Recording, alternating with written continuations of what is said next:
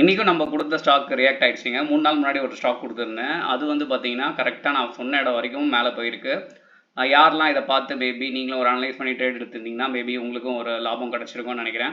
So நல்ல விஷயம் இல்லை, நம்ம கொடுக்குற ஸ்டாக்லாம் ரியாக்ட் ஆகும்போது கொஞ்சம் ஹாப்பியாக இருக்குது. சரி, ஓகே, அவர் மெத்தட் இஸ் கோயிங் வெல் அப்படின்னு சொல்லிட்டு. ஸோ இது மெயினாக ஏன் கொடுத்துருந்தேன் அப்படின்னா 1250 கோடிக்கு ஆர்டர் கிடச்சிருந்தது இந்த கம்பெனிக்கு. அது மட்டும் இல்லாமல் இந்த கம்பெனி எப்போ பார்த்தாலும் ஆர்டர் வாங்கிட்டே இருப்பாங்க. எப்படின்னே எனக்கே தெரியாது. ஒரு 1500 கோடி.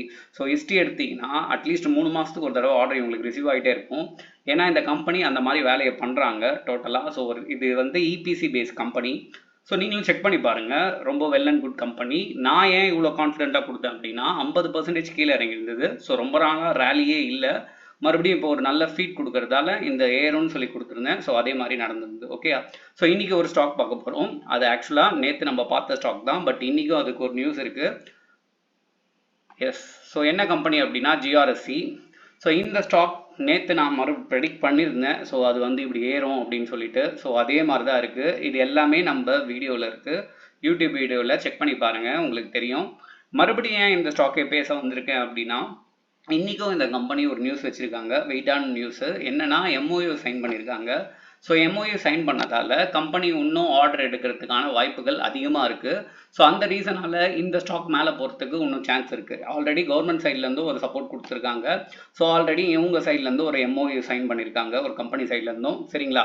ஸோ இந்த ஸ்டாக் 58% கீழே போயிட்டு பயங்கரமாக ஏறதுக்கான ரேலி இருக்குது. அதுக்கு முன்னாடி இந்த ஸ்டாக் ஒரு வருஷத்துக்கு ரிட்டர்ன் 125% கொடுத்தது. 5 வருஷத்துக்கான ரிட்டர்ன் வந்து பார்த்தீங்கன்னா 1250%ங்க. இதை வேணால் நீங்கள் செக் பண்ணி பாருங்கள், க்ளீனாக தெரியும். So very good stock. இது வந்து நிறைய பேர் வந்து இந்த ஸ்டாக்கை வந்து வாட்ச் பண்ணியிருப்பீங்க. ஸோ இப்போது இதோட ஃபண்டமெண்டல் அனலைஸ் எப்படி இருக்குது அப்படின்னு சொல்லிட்டு நம்ம பார்ப்போம். ஸோ ஃபண்டமெண்டல் அனலைஸ் நான் ஓப்பன் பண்ணும்போது ஸோ கம்பெனியோட ப்ரைஸ் 1723. ஓவரால் மார்க்கெட் கேபிட்டல் 19,000 கோடி. நல்லது. ஸோ என்னென்னா சேல்ஸ் வந்து 38%, EPIT 55%, net profit 11%, EPS 11%. So போன டிசம்பர் 2023யோட இந்த டிசம்பர் 2024 எக்ஸலண்ட்டாக அவங்களோட ரிசல்ட்ஸை இம்ப்ரூவைஸ் பண்ணியிருக்காங்க. ஸோ இதன் காரணமாகவும் இந்த ஸ்டாக் வந்து மேலும் மேலும் ஏறத்துக்கான வாய்ப்புகள் இருக்குது. ஸோ நம்ம சேனலை பொறுத்த வரைக்குமே இது வந்து ஒரு எஜுகேஷனல் பர்பஸ் மட்டும்தான். இந்த ஷேரை வாங்குங்க வீங்கன்னு நான் எந்த ரெக்கமெண்டேஷனும் கொடுக்கறதில்ல.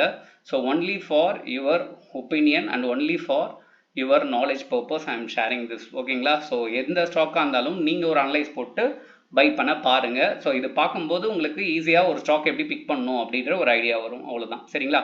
ஸோ இந்த மாதிரி ஷேர் மார்க்கெட்டில் ஸ்டாக்கை பிக் பண்ண தெரியாதவங்க இல்லை உங்கள் ஃப்ரெண்டு யாருன்னா டிஃபிகல்ட்டாக ஃபீல் பண்ணாங்கன்னா நம்ம ஷேர் மார்க்கெட் சக்ஸஸ் சேனலை சப்ஸ்கிரைப் பண்ண சொல்லுங்கள், நீங்களும் ஷேர் பண்ணி விடுங்க. தேங்க்யூ.